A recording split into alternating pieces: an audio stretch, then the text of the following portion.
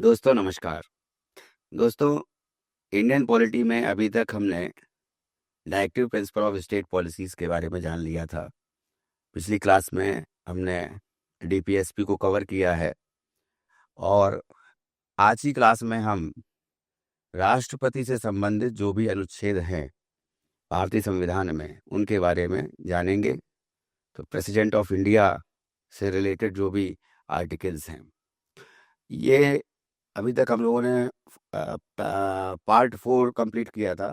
अब ये पार्ट 5 को हम कंप्लीट करने आ रहे हैं, स्टार्ट करने जा रहे हैं। तो पार्ट 5 में यूनियन के नाम से ये पूरा जो है पार्ट है और इसमें राष्ट्रपति, फिर उपराष्ट्रपति, प्रधानमंत्री और मंत्रिपरिषद, लोकसभा, राज्यसभा, पार्लियामेंट के जो अंग हैं, सभी के बारे में इसमें प्रोविजंस जो है वो पार्ट 5 में हैं। तो जिन लोगों ने अभी तक चैनल सब्सक्राइब नहीं किया है या जो लोग नए हैं, उनसे मेरा विनम्र निवेदन कि चैनल सब्सक्राइब कर लें और बेल आइकन दबा दें, ताकि जो भी नया वीडियो अपलोड हो उसकी जानकारी आपको मिलती रहे। दोस्तों, कंसिस्टेंसी बनाना बहुत इम्पोर्टेंट होता है। हालांकि मैं कुछ दिनों से कंसिस्टेंट नहीं रहा हूँ, तो लेकिन अब कोशिश करूँगा कि आपको डेली वह वीडियो प्रोवाइड करता रहूँ, वीडियो क्लास प्रोवाइड करता रहूँ, ताकि जो कंटिन्यूएशन है वो बना रहे स्टडी का। तो एक चीज़ और कह रही है कि मैं कोशिश करता हूँ कि ज़्यादा से ज़्यादा क्वेश्चंस जो है जो कंपटीशन में आते हैं वो पर्टिकुलर टॉपिक को लेकर के कवर कर दूँ, ताकि जो भी क्वेश्चन आए तो वो इस टॉपिक को लेकर के आप लोग कर सके और छूटे नहीं। तो इसके लिए क्या है, आप लोग को स्किप नहीं करना होगा वीडियो, पूरा वीडियो देखिएगा। स्किप करने से क्या होगा, कुछ इंपॉर्टेंट पॉइंट्स जो है उस हो सकता है आपके छूट जाए, जो कि बहुत ज़रूरी हो। तो स्टार्ट करते हैं क्लास को। सबसे पहले प्रेसिडेंट ऑफ इंडिया में आर्टिकल 52 सबसे पहले दिया गया है। तो आर्टिकल 51 तक डीपीएसपी है।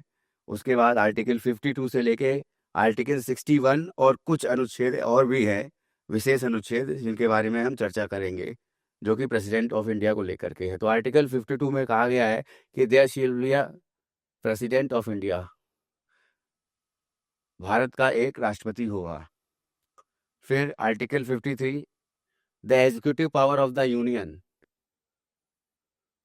जो संघ की कार्यपालिका शक्ति है या एग्जीक्यूटिव पावर कहेंगे उसको, वो जो है राष्ट्रपति में निहित होगी, shall be vested in the president. Article 54 defines the composition of the electoral college. कौन कौन से जो सदन है, जैसे मान लीजिए लोकसभा और राज्यसभा सदन है, और एमएलए होते हैं विधानसभा में, तो वो कौन कौन सी बॉडीज़ हैं वो, तो उस वो जो है इलेक्टोरल कॉलेज के रूप में प्रेसिडेंट ऑफ इंडिया के इलेक्शन के लिए वो वोट डालेंगे। ठीक है। उसके बाद जो है आर्टिकल 55 है, deals with the manner of election. Election किस प्रकार से होता है उसके बारे में पूरा डिटेल प्रोसीजर जो है वो इसमें बताया गया है आर्टिकल 55 में। आर्टिकल 56 में term of the office of president है, तो इसमें कार्यकाल प्रेसिडेंट का कितना होता है उसके बारे में बताया गया है, तो इसके बारे में भी हम डिस्कस करेंगे। फिर 57 आर्टिकल में एलिजिबिलिटी बताई गई है री इलेक्शन के लिए। कोई भी व्यक्ति अगर वर्तमान में हमारे राष्ट्रपति कोई हैं, तो जैसे अभी श्रीमती द्रौपदी मुर्मू जी राष्ट्रपति हैं हमारी, जो कि 16वीं राष्ट्रपति हैं, तो री इलेक्शन क्या दोबारा वो इलेक्शन लड़ सकती हैं राष्ट्रपति के लिए, दोबारा दोबारा प्रत्याशी के रूप में खड़ी हो सकती है। तो इसको लेकर के बताया गया है यहाँ पर कि उसके लिए अर्हता क्या है, क्या क्या एलिजिबिलिटी है। फिर आर्टिकल 58 है, क्वालिफिकेशन के बारे में बताया गया है, जो इलेक्शन ऑफ एज प्रेसिडेंट, तो जो प्रेसिडेंट का इलेक्शन होना है, तो उसमें जो व्यक्ति है जो कि प्रत्याशी के रूप में या उम्मीदवार के रूप में प्रेसिडेंट के लिए खड़ा हुआ है, तो उसकी क्वालिफिकेशंस क्या क्या होनी चाहिए उसके बारे में बताया गया है यहाँ पर। तो एक तो है इलेक्टोरल कॉलेज। तो इलेक्टोरल कॉलेज कहने का मतलब मैंने बताया था कि कौन कौन से लोग जो है वो भाग ले सकते हैं इसमें और इलेक्शन में, और उनकी क्वालिफिकेशन क्या है, क्या अर्हता होगी, क्या योग्यता होगी। नेक्स्ट है 60th आर्टिकल, ओथ के बारे में है।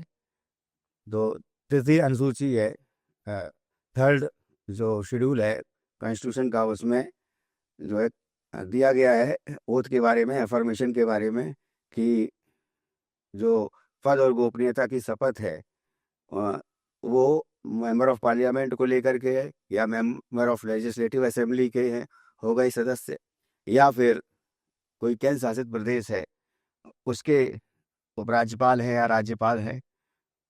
तो ये सभी जो है, और जो भी कॉन्स्टिट्यूशनल बॉडीज के हेड हैं, इन सभी की जो शपथ है वो अनुसूची 3 में दी गई है। लेकिन राष्ट्रपति जी की शपथ जो है वो आर्टिकल 60 में दी गई है, अनुच्छेद 60 में दी गई है, वो अनुसूची 3 में नहीं दी गई है। ठीक है। उसके बाद है article 61, procedure for impeachment of the president. तो राष्ट्रपति के महाभियोग के लिए प्रक्रिया क्या होगी, कि महाभियोग के अगर किसी राष्ट्रपति पर लगता है और महाभियोग के कारण जो है वो राष्ट्रपति जो है उनको अपनी पद छोड़ना पड़ता है, तो ये जो महाभियोग का प्रोसीजर जो है, इस किस तरीके से ये महाभियोग का प्रोसीजर होता है उसके बारे में बताया गया है। ठीक है। अब हम नेक्स्ट पे आते हैं 62 आर्टिकल पर। 62 आर्टिकल जो है ये कैजुअल वैकेंसी के बारे में बताया गया है, कि जिस समय राष्ट्रपति का पद, मान लीजिए रिक्त तो नहीं कहेंगे, क्योंकि जो राष्ट्रपति होते हैं वो 5 साल के लिए चुने जाते हैं, और 6 माह पहले तक जो है उनको जो है एक तरह से त्यागपत्र दे देते हैं, और वो जो है अ, राष्ट्रपति पूर्णतया ना रह करके उनको कार्यवाहक राष्ट्रपति बनाया जाता है। तो कार्यवाहक राष्ट्रपति के बाद में जो इलेक्शन हो जाता है राष्ट्रपति का, उसके बाद में जो नए राष्ट्रपति होते आते हैं, जो इलेक्शन जीतते हैं उसके बाद में, तो वो जो राष्ट्रपति है जब उनको पद और गोपनीयता की शपथ दिलाई जाती है, उसी समय से वो राष्ट्रपति पद धारण करते हैं, और तब तक जो है जो पूर्व राष्ट्रपति है वो कार्यकाल अपना 5 साल का टेन्योर पूरा करते हैं, और आखिरी के 6 महीने में वो कार्यवाहक राष्ट्रपति के रूप में काम करते हैं। ठीक है। फिर आते हैं आर्टिकल 72 पर, पावर टू ग्रांट पार्डन्स, क्षमा देने की शक्ति। अगर कोई कैदी है तो उसको जो है उम्र कैद या मृत्यु दंड मिला हुआ है, तो राष्ट्रपति के पास ये पावर है, ये शक्ति है कि वो अ, उसकी सजा को जो है माफ कर सकते हैं। तो और साथ साथ रिप्राइव्स, रेस्पाइट्स और रेमिशन ऑफ द प्रेसिडेंट। रेप्राइव्स मतलब ये है कि मान लीजिए कोई व्यक्ति जो है, जो पनिश्ड व्यक्ति है या पनिशमेंट जिसको मिली हुई है और वो जेल में है और कैदी है, और उसका व्यवहार जो है वो सही रहता है, तो हो सकता है उसको 10 साल की सज़ा मिली हो तो उसको ड्यूरेशन जो है उसका कम कर दें राष्ट्रपति। इसमें जो है ये भी आता है कि ड्यूरेशन जो है उसको कम करना, या फिर मान लीजिए कि प्रकृति ही चेंज कर दें। मान लीजिए उम्र कैद है तो उम्र कैद को हटा करके वो 10 साल कर दें, तो ये जो है ये प्रकृति चेंज करने पर रेमिशन या रेस्पाइट्स के बारे में आता है। ठीक है। तो उसके बाद में 74 आर्टिकल है, ये there shall be a council of minister. तो यहाँ पे कहा गया है एक मंत्रिपरिषद होगी जिसका प्रधान या इसका मुखिया प्रधानमंत्री होगा, जो कि राष्ट्रपति को सलाह देगा, had to aid and advise the president. किसके लिए सलाह देगा, कि जो भी कार्य होने हैं, जो भी मान लीजिए विधेयक है, तो विधेयक को पारित होने के लिए राष्ट्रपति के पास प्रस्तुति के लिए जाते हैं, या फिर किसी की नियुक्ति है, राज्यपाल की नियुक्ति है किसी स्टेट में, या फिर सीएजी हैं, controller and auditor general of India है, और जो अटॉर्नी जनरल हो गए, या इलेक्शन कमीशन में चीफ इलेक्शन कमिश्नर, अन्य जो है अदर्स इलेक्शन कमिश्नर्स हो गए, ये सभी जो अपॉइंटमेंट्स हैं, ये जो भी मंत्रिपरिषद करेगी, तो वो राष्ट्रपति जो हैं उनके एडवाइस के लिए होते हैं। तो राष्ट्रपति आखिरी में संस्तुति प्रदान करते हैं, तो जो मंत्रिपरिषद है जिसके प्रधानमंत्री होंगे, वो पूरी जो मंत्रिपरिषद है वो राष्ट्रपति को सलाह देने के लिए होगी वहाँ पर। ठीक है, तो यहाँ पे है कि अ, समय समय पर ये सलाह के रूप में राष्ट्रपति को प्रदान की जाएगी सलाह, और मंत्रिपरिषद के द्वारा। और आर्टिकल 111 में प्रेसिडेंट का ऑप्शन है assent to the bill, withholding assent, और returning the bill for reconsideration. पहला तो है कि एसेंट टू द बिल कहने का मतलब है कि या तो राष्ट्रपति जो है, जब लोकसभा और राज्यसभा से कोई विधेयक है, साधारण विधेयक है मान लीजिए, वो पास होके आता है, तो उसके बाद राष्ट्रपति उस पर जो है अपनी संस्तुति प्रदान करते हैं, जो है अपना जो है उसको अप्रूवल देते हैं। तो जब अप्रूवल देते हैं, अप्रूव करते हैं, तो उसको एसेंट टू द बिल बोला जाता है। और या फिर अगर ऐसा नहीं करेंगे तो रिकंसिडरेशन के लिए बिल को जो है वापस संसद में भेज देते हैं। तो इसमें क्या है कि बिल जो है जब मंत्रिपरिषद के पास वापस जाता है, या फिर कह सकते हैं कि संसद में जाता है, तो फिर से उस पर कार्रवाई होती है, और जो भी प्रोविजंस हैं अ, उसमें जो भी संशोधन करना है उसको संशोधन करके फिर से जब राष्ट्रपति के पास आता है, तो उस समय जो है यहाँ पर रिकंसिडरेशन के बाद में ये पारित करना राष्ट्रपति को मैंडेटरी होता है। ठीक है, आवश्यक हो जाता है। ये इनकी जो रिटर्निंग द बिल होगा, जो भी बिल होगा, वो एक ही बार केवल वापस जाएगा, दोबारा नहीं आएगा। उसको पास करने की, संशोधित करने की जो है अनुमति लेने की, या फिर कह सकते हैं अप्रूवल जो है वो राष्ट्रपति को देना ही पड़ता है। ठीक है, फिर है विदहोल्ड एसेंट। विदहोल्ड एसेंट का मतलब ये है कि लंबित बिल हो गया, लंबित जो विधेयक हो गया, मान लीजिए राज्यसभा और लोकसभा से पारित हुआ साधारण विधेयक, और उसके बाद जो है वो राष्ट्रपति के पास गया, और राष्ट्रपति जो है उसको जो है अपने पास रख लेते हैं। तो ऐसा जो विधेयक है वो लंबित विधेयक कहा जाता है, या फिर जो है जिसको कह सकते हैं कि एक पर्टिकुलर सीमा नहीं रहेगी, कोई ड्यूरेशन नहीं रहेगा, टाइमिंग नहीं रहेगी, अनलिमिटेड टाइम के लिए वो जो है उन्हीं के पास वो रखा जाता है। तो एक तरह से वो भी नल एंड वाइड हो जाता है। ठीक है, फिर आर्टिकल 123 है इसमें।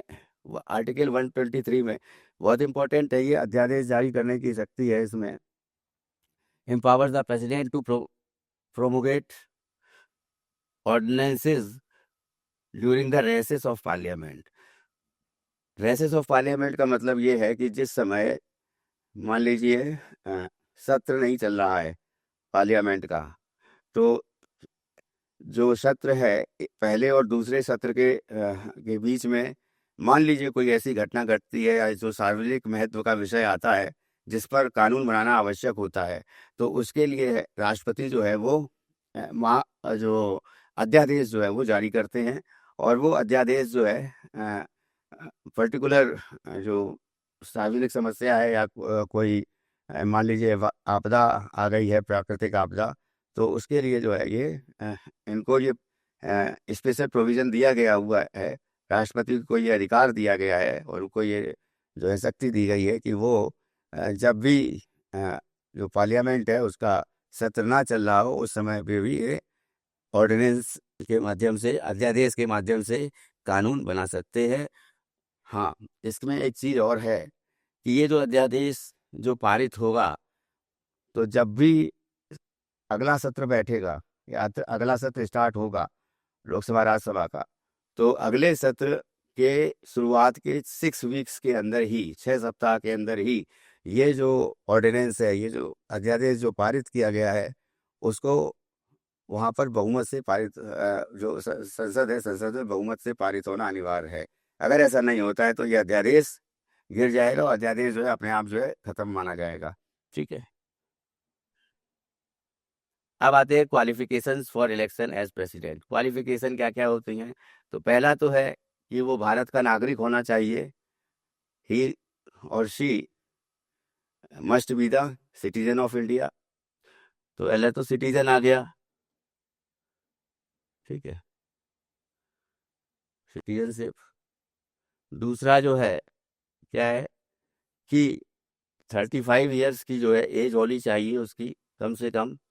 तीसरा जो है क्वालिफिकेशन इलेक्शन के लिए जो उम्मीदवार खड़े हुए हैं उनकी बात कर रहे हैं हम यहाँ पर, कि वो भारत के नागरिक हो, 35 वर्ष की आयु उनकी पूरी होनी चाहिए और विकृति चित्त नहीं होने चाहिए। विकृति चित्त मतलब जो है पागल या दिवालिया, ठीक है, विकृति चित्त। अब उसके चौथी जो इम्पोर्टेंट बात है वो ये है कि किसी लाभ के पद पर नहीं होने चाहिए, लाभ के पद पर। अब लाभ का पद कहने का मतलब क्या है? तो लाभ का पद जो है केंद्र सरकार और राज्य सरकार के अधीन जो सेवाएं हैं या कर्मचारी जो हैं वो काम करते हैं, तो वो सभी एम्प्लॉयज़ अगर राष्ट्रपति का चुनाव लड़ना चाहें, उम्मीदवार बनना चाहें, तो उसके लिए उनको जो है उस पद पे से जो है इस्तीफा देना पड़ेगा। तो उसी को जो है लाभ का पद बोला गया है। यहाँ पर अगर कोई यहाँ पे सेंट्रल गवर्नमेंट की कोई बॉडी है, मान लीजिए ऑटोनोमस सेक्टर है, या फिर कह सकते हैं कि कंपनी है जो उपक्रम है, या फिर स्टेट गवर्नमेंट की कोई कंपनी है, तो वो भी जो है उसके जो कर्मचारी है, उसके जो एग्जीक्यूटिव जो है अधिकारी भी है, वो सभी जो है लाभ के पद पर आएंगे और वहाँ पर जो है उनको इस्तीफा देने के बाद ही इलेक्शन लड़ने के लिए वो एलिजिबल होंगे, ठीक है। तो उसके बाद फिफ्थ आता है कि लोकसभा जो हाउस ऑफ द पीपुल है,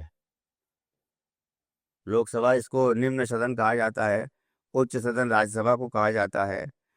लोकसभा में जो है 25 वर्ष के आयु के जो भी व्यक्ति होते हैं वो लोकसभा के मेंबर्स बन सकते हैं। चुनाव जो होते हैं इलेक्शन कमीशन के द्वारा, लोकसभा के चुनाव जो कि आम चुनाव बोले जाते हैं, तो उसमें 25 वर्ष की आयु चाहिए होती है।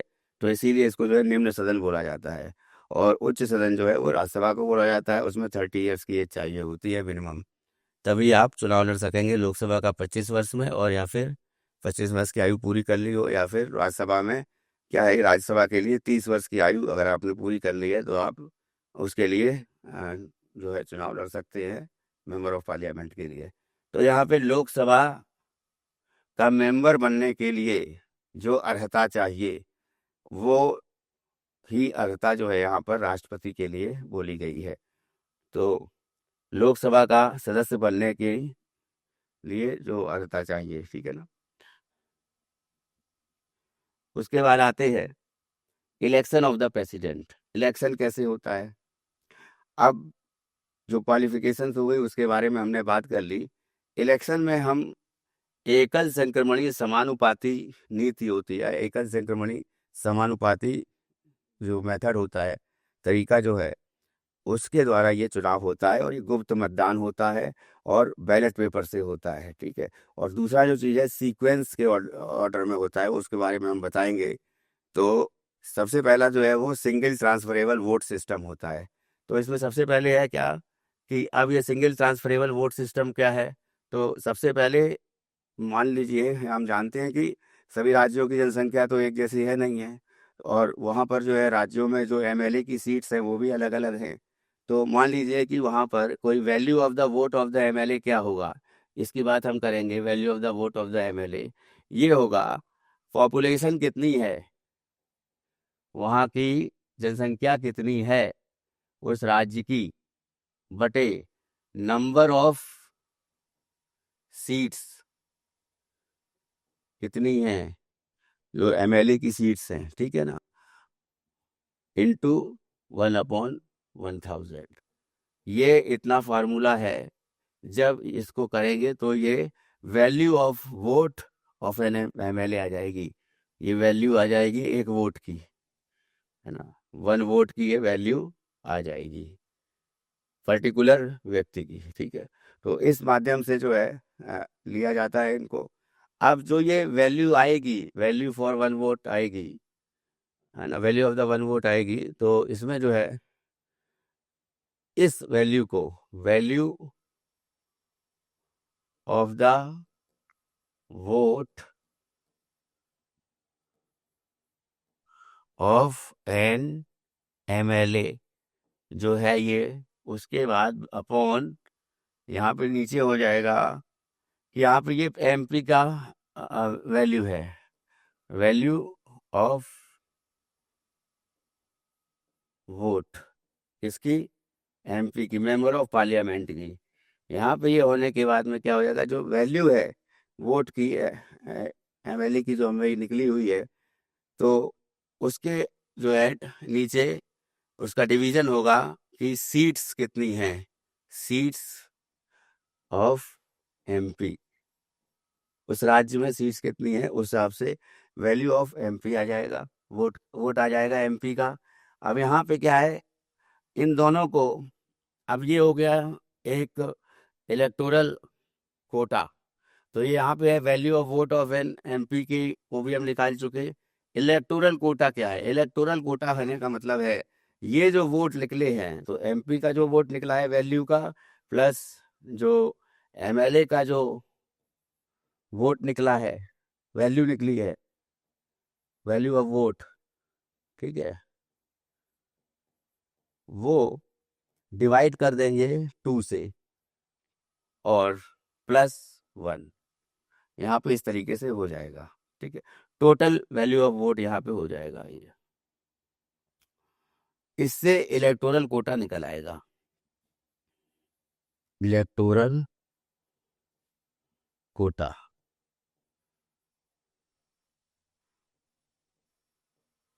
अब ये जो इलेक्टोरल कोटा निकल के आया है, अब यही जो है एक मत माना जाएगा, इसको है एक जो है वोट के रूप में लिया जाएगा, या फिर इसको जो है कह सकेंगे कि इसको मत माना जाएगा, ठीक है।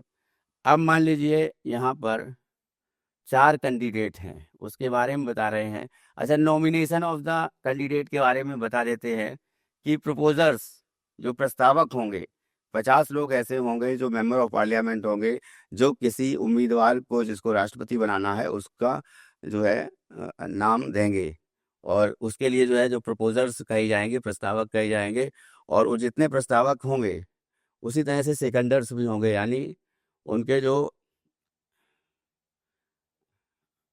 प्रस्तावक 50 हो गए यहाँ पर, और सेकंडर्स यहाँ पे जो है 50 अनुमोदक हो जाएंगे, ठीक है। तो 50 जो प्रपोजर्स होंगे, उसके बाद जो 50 जो अन्य 50 की बात हो रही है कि ये अनुमोदक होंगे, यानी ये लोग जो है ये मेंबर ऑफ पार्लियामेंट जो होंगे, ये उसको जो है आगे बढ़ाने के लिए उसका अनुमोदन देंगे कि हाँ, इनको राष्ट्रपति पद के लिए किसी व्यक्ति को जो है पर्टिकुलर व्यक्ति को उम्मीदवार जो है खड़ा किया जा रहा है, ठीक है। तो उसके बाद इस नॉमिनेशन में एक चीज़ और है कि नॉमिनेशन जब हो जाएगा तो उसके बाद सिक्योरिटी डिपॉजिट होती है कितनी, 15,000 रुपए की सिक्योरिटी डिपॉजिट होती है, जिसको हम कहते हैं जमानत। वो कहाँ पे होती है? आरबीआई में जमा की जाती है, ठीक है। तो अब आते हैं एकल संक्रमणी समानुपाती नीति की तरफ या पद्धति की तरफ, ठीक है। नीति नहीं कहेंगे बल्कि पद्धति, ठीक है। तो 1 2 3 4, मान लीजिए 4 उम्मीदवार हैं, तो फर्स्ट राउंड की वोटिंग होती है। मान लीजिए फर्स्ट राउंड की वोटिंग में चारों उम्मीदवारों को जो वोट मिले उसमें फर्स्ट को अगर मिल गए, बहुमत मिल गया, ये बहुमत इलेक्टोरल कोटा जो है वो मिल गया, उसका 50% +1, ठीक है। तो यहाँ पे इसका 50% +1 ये बात कर रहे हैं वैल्यू ऑफ वोट। तो इलेक्टोरल कोटा अगर मिल चुका है तो इनको विजित मान लिया जाएगा, इनको जो है जीता हुआ मान लिया जाएगा, और इनको जो है राष्ट्रपति चुन लिया जाएगा। अगर मान लीजिए फर्स्ट राउंड की जो वोटिंग है उसमें नहीं हो पाता है, तो सेकंड राउंड की वोटिंग होती है, और उस सेकंड राउंड में क्या होता है, ये जो फोर्थ वाला है ये एलिमिनेट हो जाएगा, और इसके जो वोट हैं वो डिवाइड हो जाएंगे 3 में, 2 में और 1 में। 3 में सबसे ज़्यादा जाएंगे, फिर उसके बाद 2 में, फिर उसके बाद 1 में, रेशियो के आधार पर, ठीक है। उसके बाद ये सेकंड राउंड हो गया। सेकंड राउंड में भी जो है राष्ट्रपति चुना जाता है, चुन लिया जाता है। मान लीजिए वो इलेक्टोरल कोटा जो है उसको क्रॉस कर जाता है, या फिर इलेक्टोरल कोटा की जो वैल्यू है वो उसको मिल जाती है, तो इसको राष्ट्रपति फिर उनको मान लिया जाएगा, फर्स्ट वाले को या सेकंड वाले को, जो भी है। अगर नहीं है ऐसा तो फिर थर्ड राउंड की वोटिंग फिर से होगी, और थर्ड राउंड की वोटिंग में, सेकंड राउंड की वोटिंग में जो है फर्स्ट राउंड की वोटिंग के बाद चौथा जो है हट जाएगा, और सेकंड राउंड की वोटिंग के बाद में ये, जब थर्ड राउंड की वोटिंग आएगी उससे पहले तीसरे का जो है ये मत विभाजन 2 और 1 में हो जाएगा। ठीक है, तो थर्ड राउंड की वोटिंग अगर होनी होगी तो इसमें जो है फर्स्ट और सेकंड में ही केवल कंपटीशन रहेगा, है ना। लेकिन थर्ड राउंड की मीटिंग से वोटिंग कहने से पहले इसमें ये जो थर्ड राउंड की वोटिंग होगी उससे पहले क्या होगा, ये थर्ड जो कैंडिडेट था इसके वोट्स जो हैं वो डिवाइड हो जाएंगे इन दोनों में, एक जैसे दोनों में जोड़ दिए जाएंगे और उसको जो है एलिमिनेट कर दिया जाएगा। तो मान लीजिए सेकंड वाले को ज़्यादा, इसमें पहले जो है सेकंड वाले को ज़्यादा मिलेंगे, उसके बाद फिर वन वाले को इसमें जो है कम मिलेंगे। तो इसके वोट जब दिए जाएंगे तो 1 और 2 कैंडिडेट्स रह जाएंगे। अगर इसमें कभी कभी ऐसा भी होता है कि सेकंड वाला जो है उसको प्रथम राउंड, फर्स्ट राउंड या सेकंड राउंड में मान लीजिए कम वोट मिले और इलेक्टोरल कोटा उसने जो है क्रॉस नहीं किया किसी ने, लेकिन थर्ड राउंड के बाद ऐसा भी हो सकता है कि सेकंड वाला जो है कैंडिडेट जो है वो इलेक्टोरल कोटा क्रॉस कर जाए, या मिनिमम जो रिक्वायरमेंट है 50% प्लस 1 की उसको जो है क्रॉस कर जाए। अब यहाँ पे एक बात और आती है, ये जो ये सीक्वेंस है, तो जो बैलेट पेपर पर जो वोट दिए जाते हैं सीक्रेट रूप से ये किया जाता है, तो इसमें क्या है, वोट में एक सीक्वेंस जो है वो आपको चुनना होता है कि 1 2 3 4, मतलब पहले नंबर पे वरीयता इसकी है, दूसरे नंबर पे वरीयता इसकी है, तीसरे नंबर पे इसकी है, चौथे नंबर पे इसकी है। चेंज भी कर सकते हैं, मान लीजिए चौथा किसी व्यक्ति को जो है चौथा, किसी मेंबर ऑफ पार्लियामेंट को या जो है चौथा लगा कि फर्स्ट पोजीशन पे होना चाहिए, फिर तीसरा होना चाहिए, फिर दूसरा होना चाहिए, फिर 1 होना चाहिए। तो इस तरीके से अलग अलग तरीके से क्या होगा कि ये सीक्वेंस जो है ऑर्डर लगाते हैं, उसका सीक्वेंस रूप में जो इसको भरते हैं, उसके बाद ये जो बैलेट पेपर है उसको बॉक्स में डाल दिया जाता है। ठीक है, तो इस प्रकार से जो है ये चुनाव होता है और बाद में जो है इसकी गिनती मतगणना होती है और उसके बाद जो है राष्ट्रपति जिसको चुना जाता है जिसके सबसे ज़्यादा इलेक्टोरल कोटा होते हैं।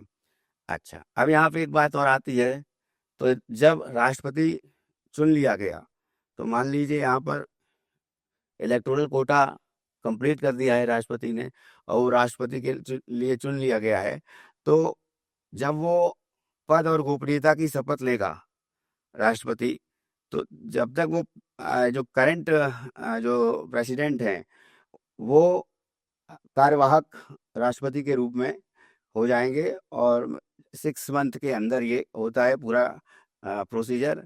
और इनसे संबंधित कोई भी मामला अगर आता है कि अगर जो वोट हैं वो इम्प्रॉपर हैं या फिर कह सकते हैं कि वो उसमें कहीं ना कहीं पे जो भ्रष्टाचार हुआ है या धांधली हुई है, तो इस तरह से तो ये वोट होंगे, तो उनका जो इलेक्शन होगा इसमें प्रेसिडेंट के इलेक्शन में जो है जो भी निर्णय देना होगा वो सुप्रीम कोर्ट को देना होगा। तो सुप्रीम कोर्ट जिसमें बॉडी बनाई गई है कि इसका निस्तारण जो है अगर किसी प्रकार के जो व्यवधान आता है या किसी प्रकार की जो है यहाँ पर अ, अनियमितता आती है तो उसको जो है सॉल्व करने के लिए सुप्रीम कोर्ट रहेगा। तो सुप्रीम कोर्ट वहाँ पर जो है अपना निर्णय देता है कि कौन राष्ट्रपति है या कौन नहीं है। ठीक है, या फिर चुनाव को ही रद्द करके फिर से चुनाव की बात करता है। ठीक है, 1 मिनट रुकिएगा।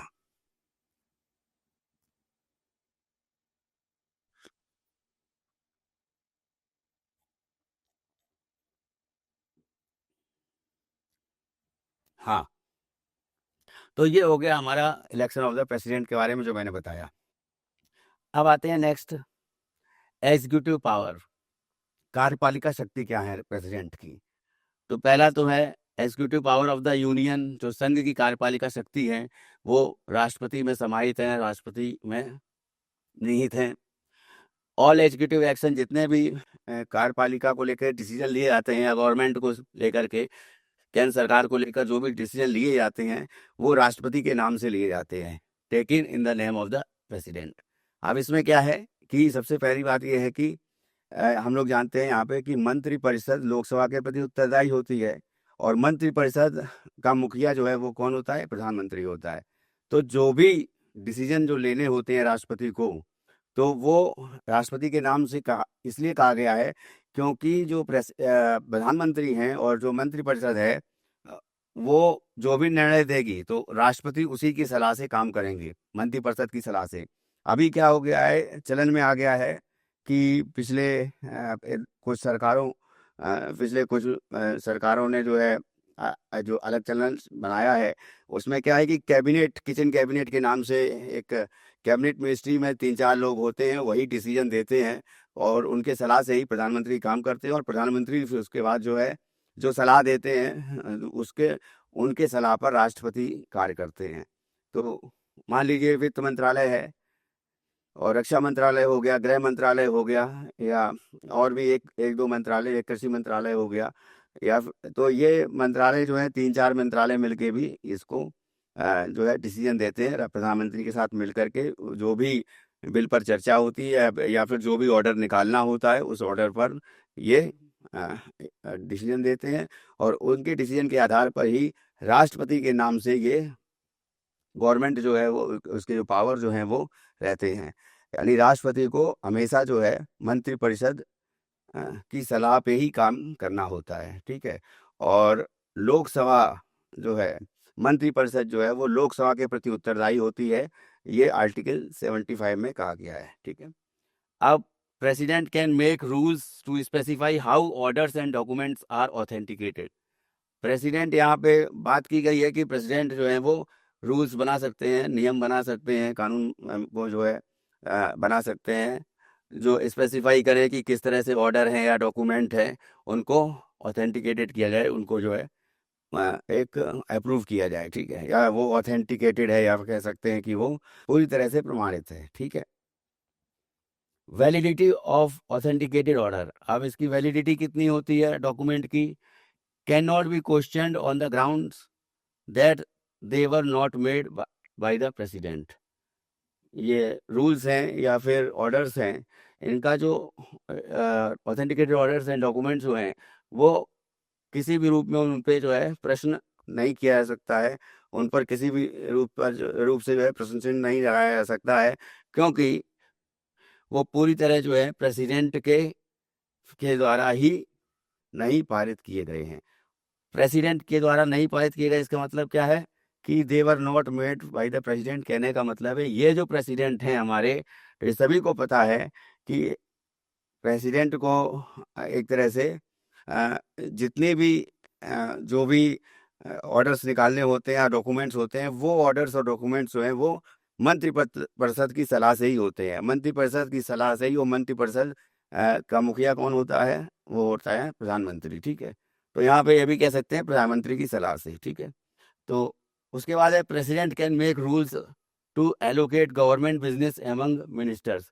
अब मान लीजिए अलग अलग मंत्रालय हैं, वित्त मंत्रालय हो गया, रक्षा मंत्रालय हो गया, गृह मंत्रालय हो गया, या और कोई मंत्रालय है ना, रेलवे मिनिस्ट्री हो गई।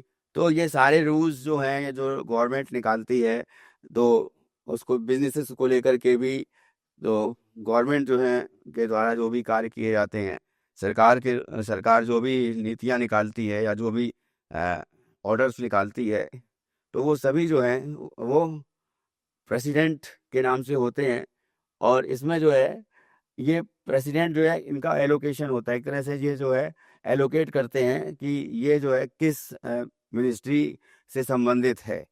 तो पर्टिकुलर मिनिस्ट्री से संबंधित होता है तो वो मिनिस्ट्री को लेकर के गवर्नमेंट बिजनेस एमंग मिनिस्टर्स, तो मिनिस्टर में वो अलग अलग मिनिस्ट्री जो होती है उनमें उस ऑर्डर को प्रेसिडेंट के द्वारा भेजा जाता है, ठीक है। अब ये ऑर्डर जो प्रेसिडेंट के द्वारा वापस भेजा जाता है, इसको कहने का मतलब है मिनिस्ट्री में कि प्रेसिडेंट जब ऑर्डर पास कर देते हैं तो उसमें जो भी रूल्स हैं, तो जो भी उनको लगता है कि ये रूल्स हैं या जो भी डॉक्यूमेंट्स हैं, तो उनको प्रेसिडेंट जिस तरीके से जो है मिनिस्ट्री है, तो मिनिस्ट्री और जो मंत्रिपरिषद है, वो मंत्रिपरिषद जो है वो मिनिस्ट्री उसका पार्ट है, तो वो एलोकेशन ऑफ मिनिस्ट्री जो है वो प्रेसिडेंट को करना होता है, और वो जो है प्रधानमंत्री की सलाह से ही होता है, ठीक है। तो यहाँ पे इनके रूल्स बनाने के जो प्रावधान ये प्रेसिडेंट के नाम से दिया गया है, ठीक है। फिर आते हैं लेजिस्लेटिव पावर्स। तो इसमें अभी एक चीज और है, एग्जीक्यूटिव पावर्स में थोड़ा पीछे आते हैं।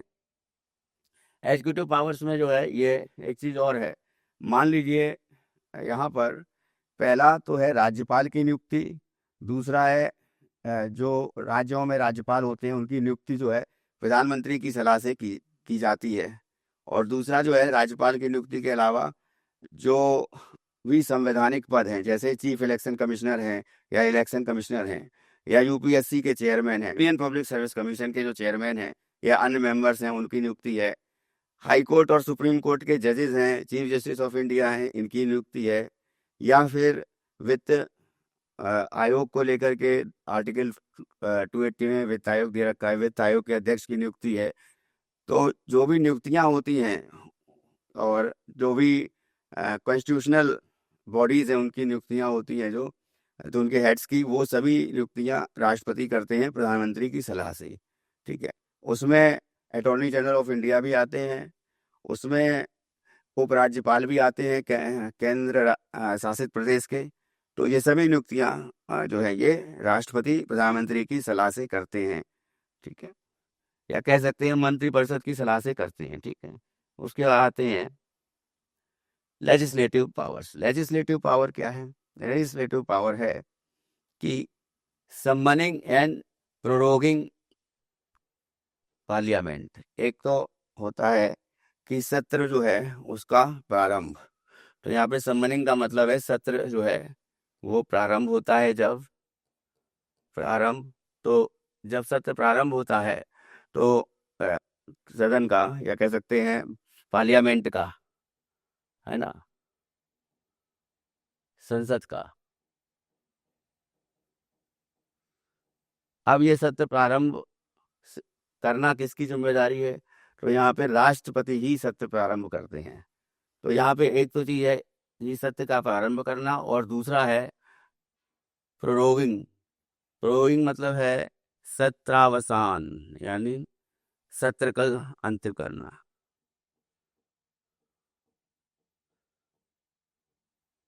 यानी सत्र के प्रारंभ करने का और सत्रावसान करने की जो जिम्मेदारी है वो राष्ट्रपति की होती है, राष्ट्रपति उसको करते हैं। तो मान लीजिए बजट सत्र होता है, फिर ग्रीष्मकालीन सत्र होता है। तो ये जो सत्र हैं तो मिनिमम इनमें जो है सत्रों के बीच में 6 माह से ज़्यादा का ड्यूरेशन या गैप नहीं होना चाहिए, और मिनिमम 2 सत्र जो है वो 1 साल में होने चाहिए। ठीक है, और अब सत्र का प्रारंभ करना और सत्र का सत्रावसान करने की जिम्मेदारी जो है प्रेसिडेंट करता है। दूसरा, कोई जो है अ, मान लीजिए गवर्नमेंट चुन के आती है। कहने का मतलब है कि मान लीजिए आम चुनाव हुए, आम चुनाव के बाद में जो है एक बहुमत दल हो गया, उसको एक दल को जो है बहुमत मिल गया जो total seats of member of parliament हैं उसके हिसाब से, है ना। तो फिर क्या है कि उनको जो है अ, ये फ्लोर टेस्ट करना होता है कि फ्लोर में जो है उनको लोकसभा में जो है अ, अपना जो है बहुमत पेश करना होता है, बहुमत सिद्ध करना होता है। तो बहुमत सिद्ध करते हैं, उसके बाद जो है उनमें से जो है मंत्रिपरिषद बनती है, और मंत्रिपरिषद के माध्यम से ही सलाह मशवरा करके उनमें से एक नाम जो है कैंडिडेट का नाम प्रधानमंत्री दिया जाता है, प्रधानमंत्री को लिख करके दे दिया जाता है राष्ट्रपति को, राष्ट्रपति नियुक्त कर देते हैं उस व्यक्ति को प्रधानमंत्री। तो ये तो उसके बाद जो मान लीजिए पहला सत्र बैठता है, तो उस पहला सत्र का प्रारंभ भी वो राष्ट्रपति करते हैं, राष्ट्रपति के द्वारा आहूत होता है। ठीक है, फिर आते हैं डिसॉल्विंग ऑफ लोकसभा। लोकसभा को भंग करना, या लोकसभा जो है मान लीजिए सरकार जो है वो अल्पमत में आ गई है, और अब ये माना जा रहा है, मान लीजिए कि सरकार को अब फ्लोर टेस्ट करना होगा, वहाँ पे जो है अपना बहुमत सिद्ध करना होगा। तो बहुमत सिद्ध करने के लिए क्या है कि अगर मान लीजिए बहुमत सिद्ध नहीं कर पाती है लोकसभा में सरकार, तो लोकसभा जो है उसको भंग कर दिया जाता है। तो ये इसको भंग करने का पावर किसको होता है? ये राष्ट्रपति को पावर होता है। ठीक है, अब इसमें एक चीज और भी है कि अगर मान लीजिए प्रधानमंत्री है, 5 वर्ष का कार्यकाल होता है लोकसभा का, तो 5 वर्ष के कार्यकाल में जो है प्रधानमंत्री जाते हैं अपना इस्तीफा दे देते हैं अगर राष्ट्रपति को, तो ऑटोमेटिकली मंत्रिपरिषद जो है वो डिसॉल्व मानी जाएगी, खत्म मानी जाएगी। लेकिन मंत्रिपरिषद में से प्रधानमंत्री के अलावा कोई पर्टिकुलर मंत्री जो है वो जाकर के राष्ट्रपति को त्याग पत्र देता है, तो वहाँ पर पर्टिकुलर मंत्री जो है उसी को हटाया जाएगा और वहाँ पर सरकार के जाने क्या को लेकर के विचार नहीं किया जाएगा। ठीक है। तो डिसॉल्विंग ऑफ द लोकसभा हो गया। उसके बाद इशूइंग ऑर्डिनेंस, इसके बारे में हम बता चुके हैं। आर्टिकल 123 में अध्यादेश पारित करने की शक्ति जो है वो राष्ट्रपति को है। किसी ऐसे सार्वजनिक विषय पर जिस पर तुरंत जो है निर्णय लेना आवश्यक है, तो ऐसे समय पर जो है राष्ट्रपति जब सत्र नहीं चल रहे होते हैं पार्लियामेंट में, उस समय के दौरान जो है राष्ट्रपति अध्यादेश के माध्यम से कानून बना सकता है और वो कानून वैध होगा। और उस कानून को जैसे ही अगला मान लीजिए सत्र आने वाला है, तो जैसे ही सत्र आएगा तो सत्र के आने के 6 सप्ताह के अंदर ही उस ऑर्डिनेंस को पास करना होगा। ठीक है, साधारण बहुमत से ही करना होगा, लेकिन 50%+1 से ही, टोटल का 50%+1 का जो बहुमत है उससे उस ऑर्डिनेंस को पास करना होगा। अगर वो अध्यादेश को पास नहीं होता है या फिर वो 6 वीक्स के अंदर जो है उसका ड्यूरेशन निकल जाता है, तो उस अध्यादेश को नल एंड वॉइड माना जाता है, पूरी तरह से खत्म माना जाता है। ठीक है। फिर आते हैं giving assent to the bill.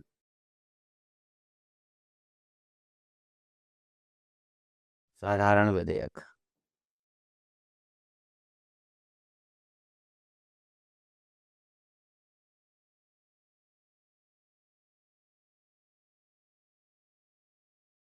साधारण विधेयक का मतलब है ऑर्डिनरी बिल। ठीक है। तो उसके बाद हो गया नंबर, अरे ये बार बार आ जाता है, नंबर 2। यहाँ पे आता है साधारण विधेयक के बाद में धन विधेयक। धन विधेयक। ठीक है। फिर नंबर तीसरा है, वो है संविधान संशोधन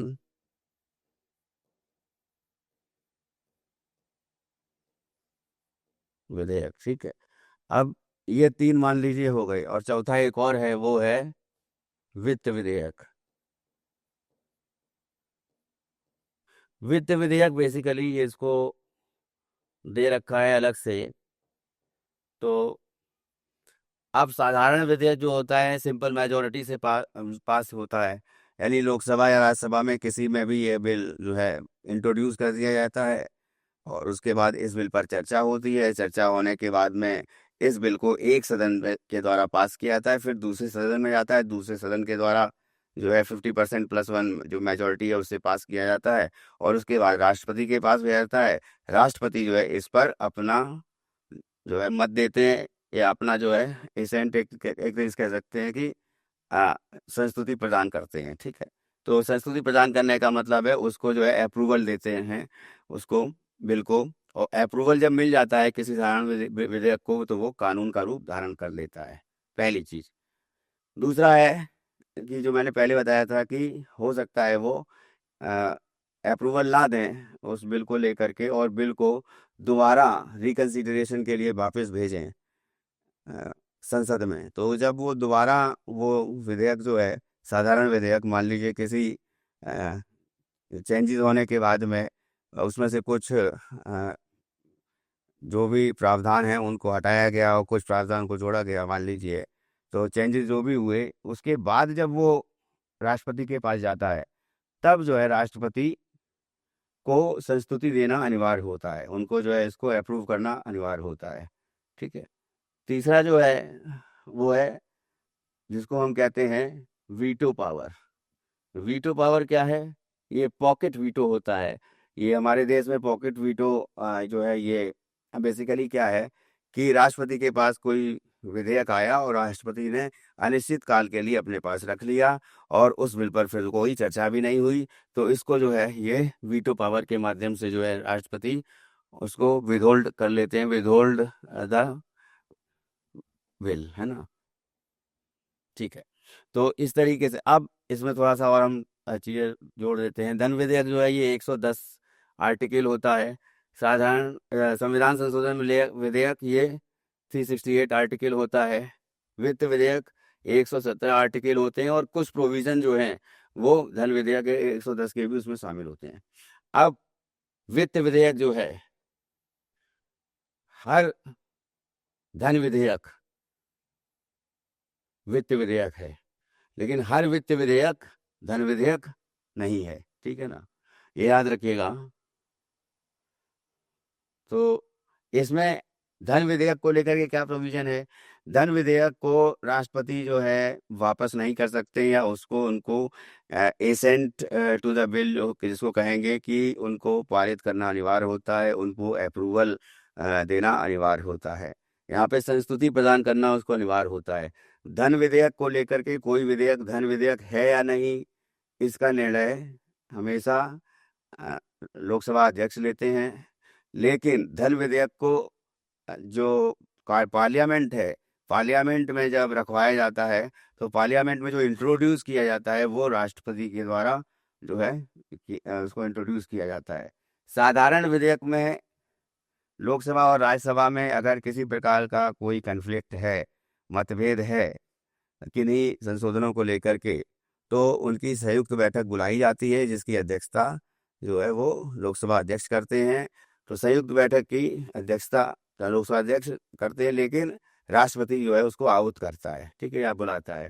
फिर ये धन विधेयक में को लेकर के, अब इसमें साधारण विधेयक को लेकर के उसके बाद जो है वोटिंग होती है और फिर वो बिल पास होता है। यहाँ पे जो है ये धन विधेयक को लेकर के, मनी बिल को लेकर के किसी प्रकार की कोई भी जो मतभेद की बात नहीं करी गई है। यहाँ पे राज्यसभा की कोई पावर नहीं होती है, लोकसभा के में ही हमेशा धन विधेयक लाया जाता है, इंट्रोड्यूस होता है और लोकसभा के द्वारा ही उसके बाद पारित किया जाता है लोकसभा से। फिर राज्यसभा में जाता है, राज्यसभा में 14 दिन के अंदर जो है अगर इसको नहीं वापस भेजा जाता है तो इसको पारित मान लिया जाता है। यदि कुछ अमेंडमेंट करके अगर वापस जो है लोकसभा में भेजा जाता है तो लोकसभा उन अमेंडमेंट्स को मांग भी सकता है और नहीं भी मान सकता है। उसके बाद ये धन विधेयक जो है राष्ट्रपति के पास जाता है, राष्ट्रपति उसको पारित करते हैं, उसको उस पर अपना अप्रूवल देते हैं और वो जो अपना जो है कंसेंट देते हैं। और उसके बाद जो है ये जिसको कहते हैं संस्तुति प्रदान करने के बाद में राष्ट्रपति की वो कानून बन जाता है, ठीक है, धन विधेयक, ठीक है। उसके बाद यहाँ पे जो है तीसरी बात जो है संविधान संशोधन विधेयक। संविधान संशोधन विधेयक भी राष्ट्रपति वापस नहीं कर सकते हैं। यहाँ पे भी ये है कि संविधान, अच्छा, धन विधेयक के केस में मैंने बताया ये केवल लोकसभा में यानी हाउस ऑफ पीपुल में, लोकसभा में ही इसको जो है इंट्रोड्यूस किया जाता है, ठीक है, प्रस्तुति इसकी जो है लोकसभा में की जाती है, प्रस्तुत किया जाता है। लेकिन संविधान संशोधन विधेयक जो है ये लोकसभा और राज्यसभा किसी भी में भी ये स्टार्ट किया जा सकता है। तो संविधान संशोधन विधेयक में तो ये धन विधेयक को लेकर के मेजोरिटी, सिंपल मेजोरिटी से पास होता है, साधारण विधेयक सिंपल मेजोरिटी से पास होता है, संविधान संशोधन विधेयक जो है उसमें स्पेशल मेजोरिटी से पास होता है। यानी टोटल का 50% +1 जो है ये होना चाहिए, आ, जो उसकी रिक्वायरमेंट है। तो 50% +1 मेंबर ऑफ पार्लियामेंट के द्वारा ये पारित होना चाहिए। ये तो साधारण हो गया। फिर है कि 2/3 बहुमत, इनका 2/3 जो प्रेजेंट हैं, 2/3 बहुमत जो प्रेजेंट हैं इसमें यहाँ पर संसद में उस समय, तो वो जो है उनके द्वारा जो वोट डाला जाता है तब उनका जो 2/3 बहुमत होता है उससे पारित होता है। उससे भी पारित होने के बाद में तब ये संविधान संशोधन विधेयक को संसद से पारित मानने के बाद में राष्ट्रपति के पास जाता है। राष्ट्रपति जो है इस पर जो है राष्ट्रपति को संस्तुति देना अनिवार्य होता है इस पर भी। वित्त विधेयक को लेकर के साधारण विधेयक और वित्त विधेयक को कह सकते हैं एक ही जैसे हैं, ठीक है। अब यहाँ पे कुछ इम्पोर्टेंट बात एक भी है कि राष्ट्रपति के चुनाव में कौन कौन लोग भाग लेते हैं, ये मैंने अभी तक जो है नहीं बताया है, ठीक है ना, इसको जरा क्लियर कर देते हैं। पहला तो लोकसभा के मेंबर्स जो कि इलेक्टेड मेंबर्स होने चाहिए, निर्वाचित होने चाहिए। राज्यसभा के इलेक्टेड मेंबर्स होने चाहिए, निर्वाचित होने चाहिए। वो 12 सदस्य जो है, जो मनोनीत होते हैं, वो वोटिंग में भाग नहीं लेते हैं। उसी प्रकार से अभी तक जो है लोकसभा में जो है 2 एंग्लो इंडियन रहते थे, अब उसको जो है खत्म कर दिया गया है। तो सभी निर्वाचित सदस्य जो हैं वो लोकसभा के, वो प्रेसिडेंट की अ, जो वोटिंग होती है उसमें भाग लेते हैं। फिर आती है कि राज्य विधानसभाओं के जो सदस्य हैं, और यहाँ पे जो है इलेक्टेड सदस्य जो होंगे, यहाँ पे भी निर्वाचित सदस्य जो होंगे वो पार्टिसिपेट करेंगे। फिर है 2 केंद्र शासित प्रदेश हैं, दिल्ली और पांडिचेरी। इनके जो हैं जो मेंबर्स होंगे लेजिस्लेटिव असेंबली के, वो भी राष्ट्रपति के जो है चयन के लिए वोटिंग करेंगे, है ना। तो ये जो है 4 जो है लोकसभा, राज्यसभा और अ, राज्य विधानसभा, और उसके बाद जो है केंद्र शासित प्रदेश की विधानसभा, दिल्ली और पांडिचेरी की, ये चारों मिल करके जो हैं, ये मिनिमम जो कह सकते हैं कि वोट जो है डालते हैं। तो इनका तो वोट जो है ये लोकसभा, राज्यसभा, ये यही चारों होते हैं, ठीक है। उसके बाद एक चीज़ और मैं बताना चाहूँगा कि मान लीजिए कोरम पूरा नहीं होता है। मान लीजिए कोरम क्या है कि कम से कम जो है 50 सदस्य या फिर 1/10 सदस्य जो हैं वो प्रेजेंट रहने चाहिए कम से कम। अगर मान लीजिए विधानसभा जो है किसी राज्य में राष्ट्रपति शासन है, विधानसभा नहीं है, नहीं चल रही है, सत्र नहीं चल रहा है, तो फिर ऐसा नहीं हो सकता कि उसके लिए जो है राष्ट्रपति का चुनाव टाला जाए, ठीक है। तो ये भी इम्पोर्टेंट है, इसको भी याद रखिएगा। अब आते हैं next, judicial powers of the president. Judicial power में क्या है? सबसे पहला तो सुप्रीम कोर्ट के जजेस जितने भी हैं, चीफ जस्टिस ऑफ इंडिया और जजेस।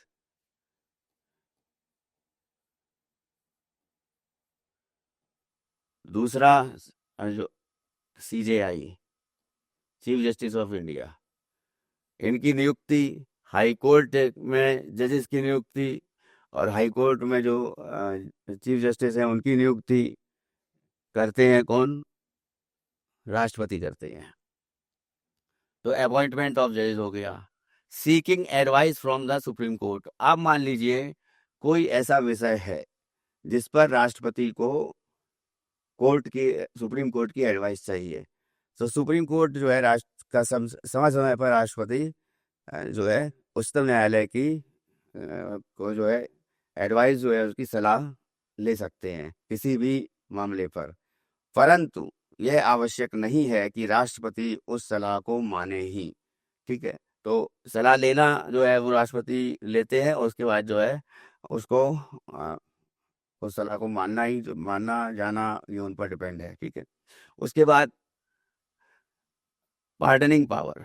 पार्डनिंग पावर क्या है यहाँ पर?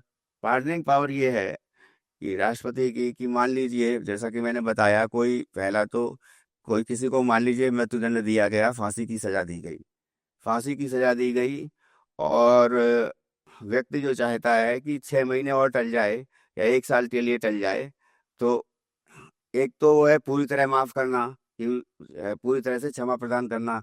तो इससे क्या होता है कि फांसी की सजा माफ। और दूसरा होता है कि ड्यूरेशन उसका बढ़ा देना, उसके बाद जो है फांसी होगी कुछ ड्यूरेशन के बाद में, उसको चाहिए है कुछ ड्यूरेशन जो कि कैदी है। तो इस तरीके से जो है यहाँ पे क्या है कि ड्यूरेशन को चेंज भी किया जा सकता है। फिर उसके बाद क्या है, तीसरा जो है क्या है कि राष्ट्रपति जो है वो जो प्रकृति है, जो सजा थी, तो एक तरह से कहते हैं कि किसी मामले में देखा जाए, अगर मान लीजिए कि कोई व्यक्ति जो है, किसी को उम्र कैद है, तो उम्र कैद है तो मान लीजिए उसको लघुकरण कर सकता है, उसको उसकी उम्र कैद को उसके अच्छे आचरण को देखते हुए उसको 10 साल तक जो है कैद में रख के उसको बरी कर दिया जा सकता है, अगर राष्ट्रपति चाहें तो, ठीक है। तो इसमें जो है जो भी राष्ट्रपति करते हैं उसमें उससे पहले जो है जो सुप्रीम कोर्ट है उसकी सलाह लेते हैं, उसमें सलाह मशवरा की बात होती है, उसके बाद ही राष्ट्रपति उस पर अपना कार्य करते हैं, ठीक है। तो ये उनके पास स्पेशल पावर है। और पार्डनिंग पावर में एक चीज़ और भी है कि मान लीजिए यहाँ पे प्रकृति ही चेंज कर दी। तो यहाँ पे तो अभी मैंने ड्यूरेशन का बताया, अब प्रकृति चेंज कर दी, क्या मतलब उसका तरीका ही चेंज कर दिया कि जो उसको जिस टाइप की सजा मिली थी उसका वो चेंज हो गया। जैसे कहने का मतलब है कि कोई महिला है और मान लीजिए वो प्रेग्नेंट है, तो ऐसी महिला जो है उसको उम्र कैद की सजा है, तो ऐसे उसको जो है 10 साल की सजा भी कर सकते हैं वो, और ड्यूरेशन जो है वो घटा सकते हैं उसको, और उसको जो है एक तरह से सजा जो है उसकी प्रकृति चेंज हो गई। मतलब पहले जो थी उसकी प्रकृति क्या थी कि वो उम्र कैद थी, उम्र कैद से वो 10 साल पे आ गई। ठीक है, इसमें ऐसा नहीं है कि एक्सटेंशन हो गया या रिडक्शन हो गया, तो रिडक्शन इसमें वो चीज़ नहीं है, ये पूरी प्रकृति ही चेंज हो गई। यानी अब उसको केवल 10 साल की जेल होगी और अब उम्र कैद की जेल नहीं होगी। ठीक है, तो ये पार्डनिंग पावर्स हैं जो जुडिशियल पावर है राष्ट्रपति की। इसके अलावा नेक्स्ट आते हैं फाइनेंशियल पावर क्या है, recommending the introduction of money bill, तो ये मैंने बता ही दिया है आपको। फिर presenting the annual financial statement. ठीक है, अब इसमें क्या, एनुअल फाइनेंशियल स्टेटमेंट जिसको बजट कहते हैं, बजट शब्द को संविधान में ये नहीं है, क्या है, वार्षिक वित्तीय विवरण। ठीक है, वार्षिक वित्तीय विवरण कहा जाता है, एनुअल फाइनेंस स्टेटमेंट कहा जाता है जब बजट आता है। बजट सत्र में जो है ये इसको बजट सत्र में बजट को रखवाना, इस एनुअल फाइनेंशियल स्टेटमेंट को रखवाना, उसको जो है एक तरह से राष्ट्रपति को के द्वारा उसको इंट्रोड्यूस करना लोकसभा में, और लोकसभा में, और कह सकते हैं कि पार्लियामेंट में, तो वो ये काम जो है ये भी राष्ट्रपति करते हैं।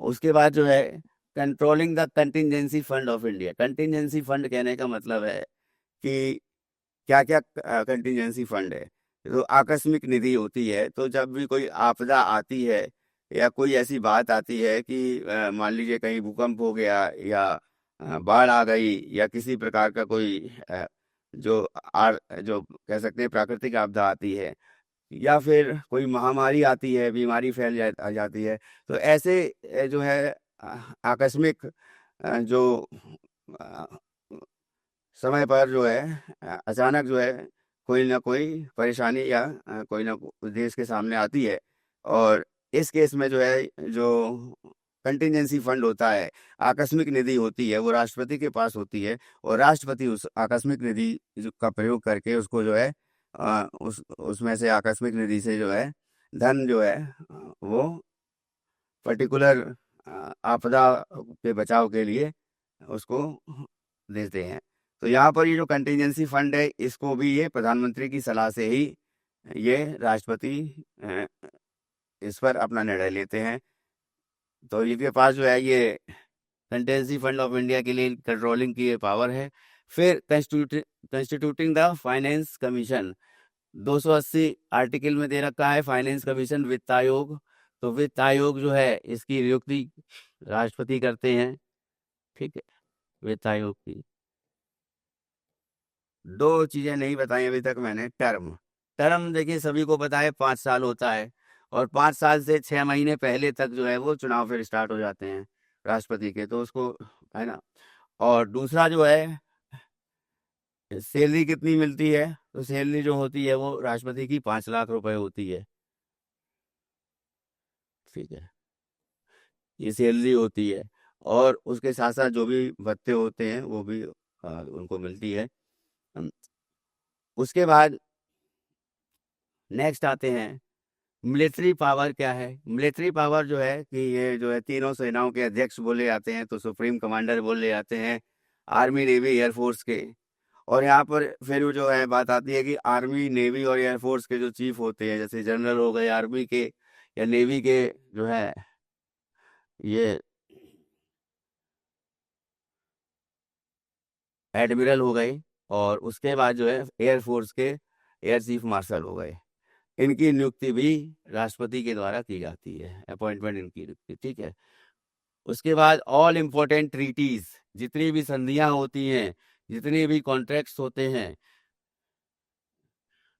वो समझौते होते हैं, वो सभी जो है राष्ट्रपति के नाम से ही किए जाते हैं, made in the president's name.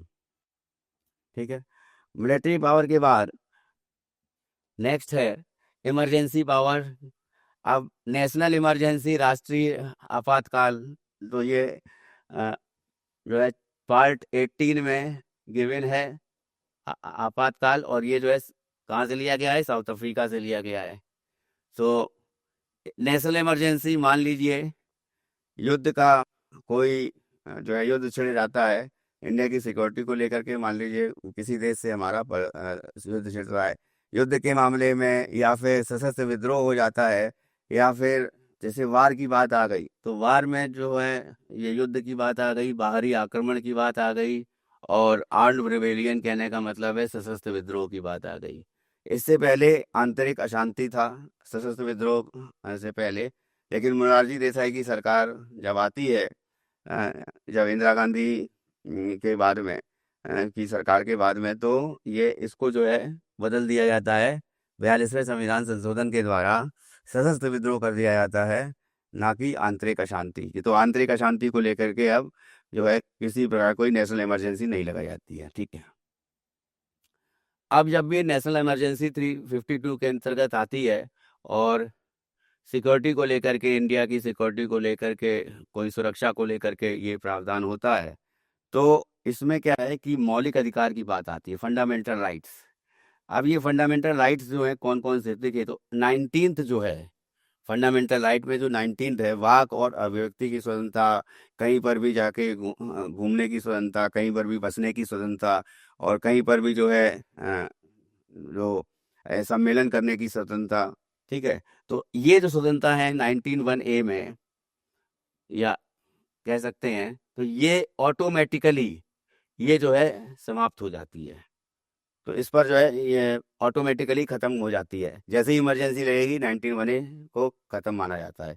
लेकिन बाकी सभी मौलिक अधिकार, उनको भी निरस्त किया जाता है, उनको निरस्त किया जाता है, परंतु ये ऑटोमेटिकली निरस्त होती है। फिर उसके बाद फंडामेंटल राइट 20 और 21, ये दो अनुच्छेद हैं, 21वां और 20वां। ये कभी भी आपातकाल में ये इनको जो है ये खत्म नहीं होते हैं, ये बने रहते हैं। तो इनको जो है फंडामेंटल राइट्स को जो है पूरी तरह से जो है उनको खत्म माना जाता है, लेकिन आर्टिकल 20 में और 21 में ये जो भी प्रोविजंस हैं वो बने रहते हैं, ठीक है। अब उसके बाद आते हैं स्टेट इमरजेंसी, आर्टिकल 356, राष्ट्रपति शासन।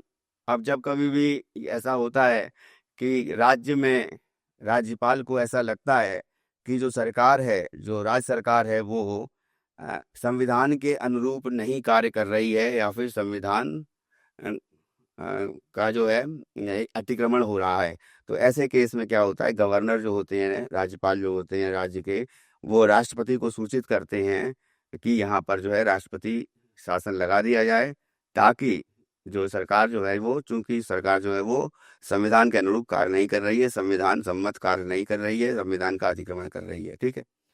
तो ये हो गया allowing the central government to take over the administration of the state. तो यहाँ पर भी जो है ये स्टेट इमरजेंसी चलाने का प्रावधान ये 356 में आता है। अब इसमें एक चीज इम्पोर्टेंट है कि सबसे पहले जो है यहाँ पर बात आती है कि पंजाब, पंजाब ऐसा राज्य है जहाँ पे सबसे पहले राष्ट्रपति शासन लगाया गया, ठीक है। दूसरा, सबसे ज्यादा कहाँ लगाया गया, तो यूपी और केरला, केरल, इन दोनों जगह में 10-10 बार जो है ये राष्ट्रपति शासन लग चुका है, ठीक है। अब आते हैं फाइनेंशियल इमरजेंसी। तो ये जो है वित्तीय आपातकाल है, और वित्तीय आपातकाल को इसको 360 में रखा गया है आर्टिकल में।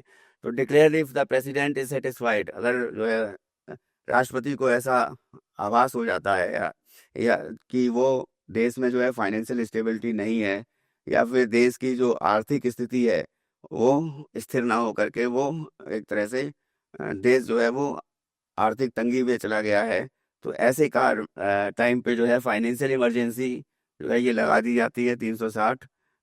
इसका प्रावधान जो है वो किया गया है संविधान में, ठीक है। तो ये पूरे देश में भी लग सकती है या फिर किसी पार्ट में भी लग सकती है, कोई पर्टिकुलर जो भारत का क्षेत्र है, ठीक है। तो ये तीन जो है ये इमरजेंसी के बारे में मैंने बताया। अब आते हैं नेक्स्ट,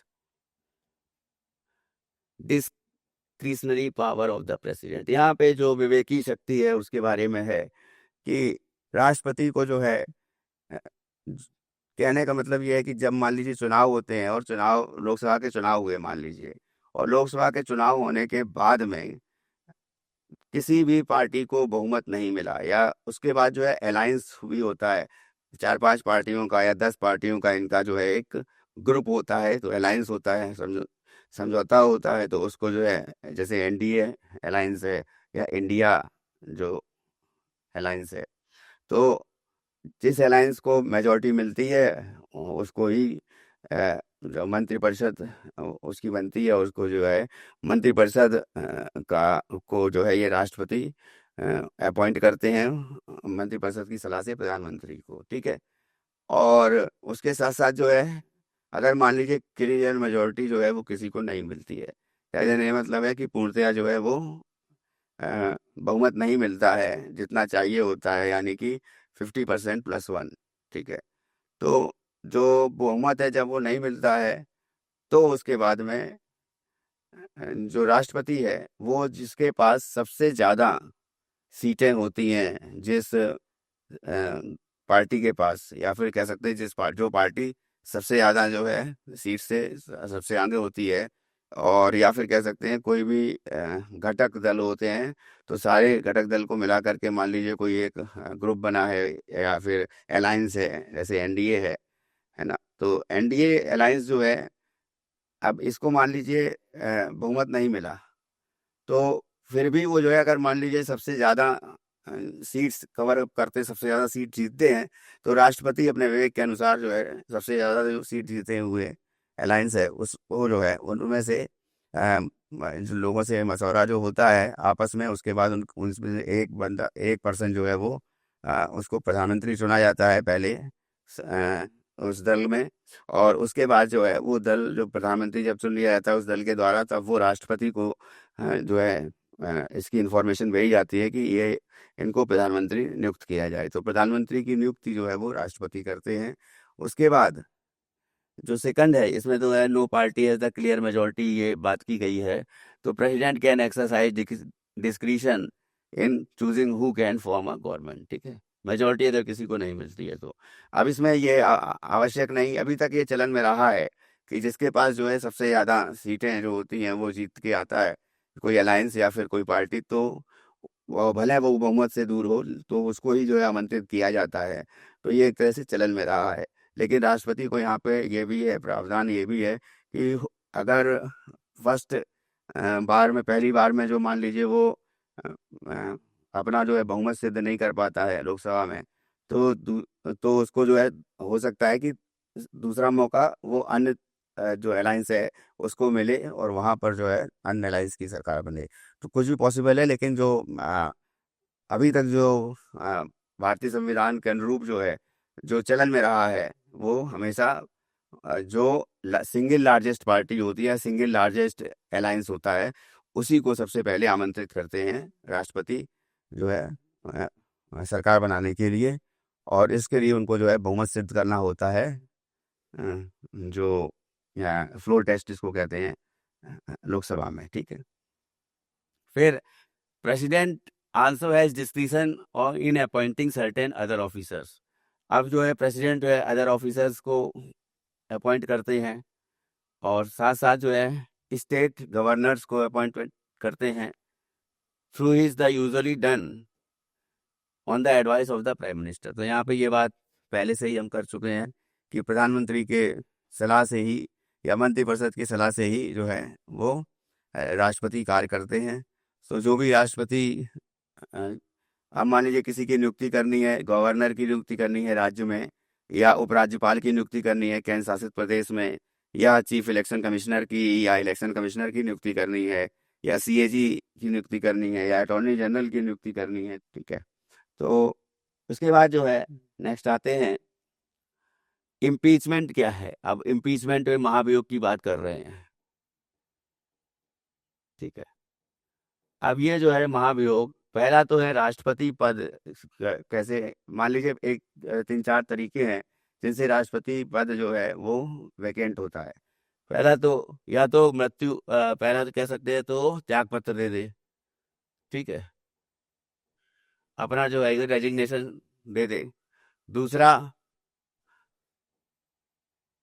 किसी भी कारणवश जो है राष्ट्रपति की मान लीजिए कार्यकाल के दौरान मृत्यु हो जाती है, ठीक है, तो उस टाइम पे भी जो है अ, उपराष्ट्रपति को राष्ट्रपति बनाया जाता है, ठीक है।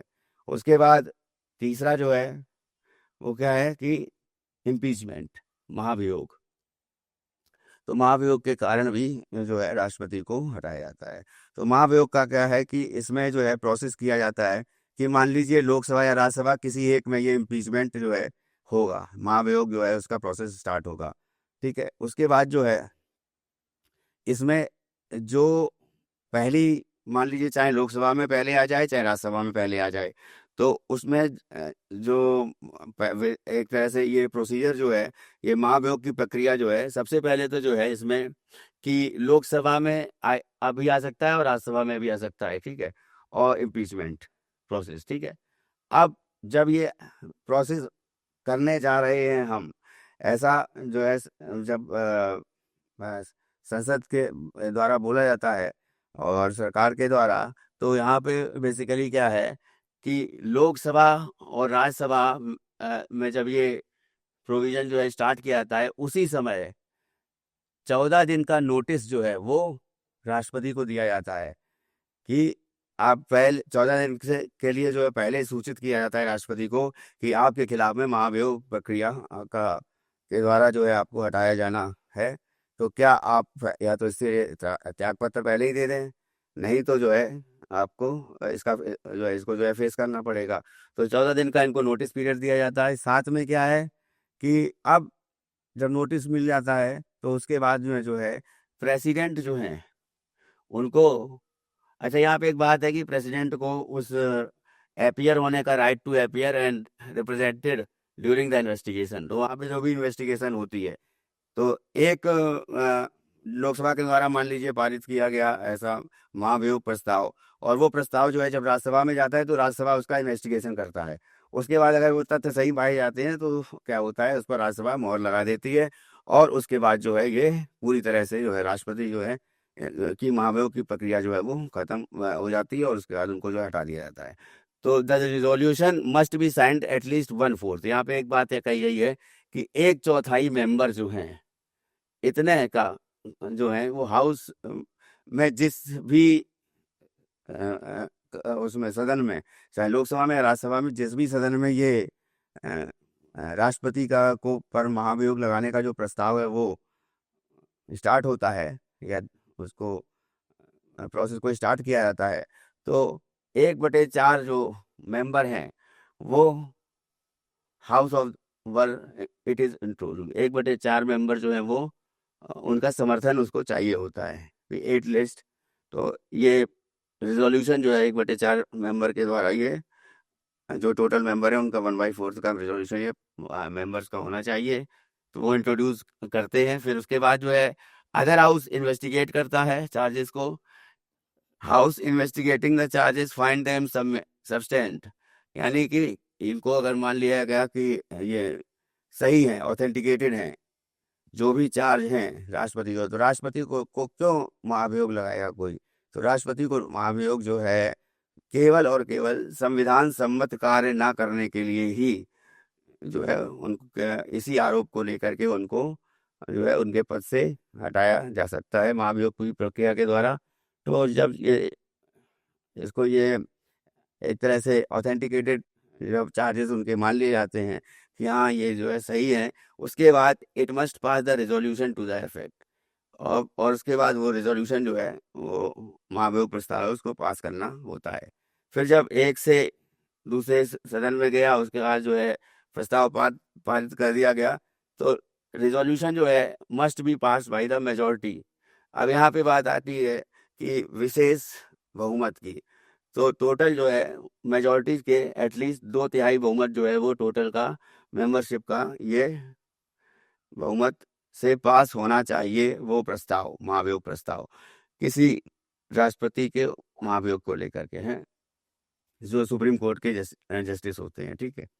तो यहाँ पर उसके बाद में if the resolution is passed by the required majority in both house, अब दोनों में जो है 2/3 बहुमत से पास हो गया प्रस्ताव ये दोनों सदनों से, तो उसके बाद जो है president is deemed to have been removed from the office from the date on which the resolution is passed। तो जिस डेट को जो है जो रिजोल्यूशन पास हुआ है उसी दिन से जो राष्ट्रपति हैं उनको जो है उस पद से मुक्त मान लिया जाता है, ठीक है।